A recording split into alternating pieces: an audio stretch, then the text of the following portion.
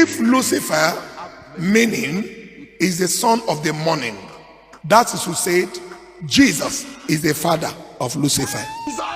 Jesus is the father of Lucifer.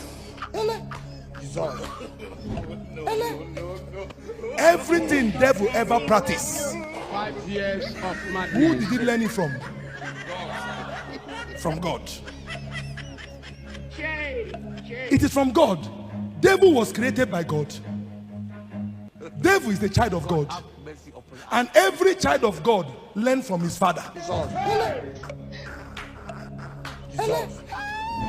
Jesus learned from his father. And devil learned from his father. 5 years of madness. Nobody have said this, but let me shock you. There is no devil. There is no devil anyway.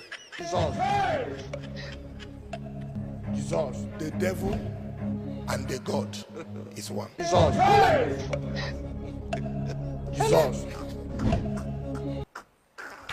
He kill, he make alive, he wound, he heal, he make barrenness, he make fruitfulness, he make poor, he make rich, he give accident, he heal, he send angel to kill, he send angel to stop.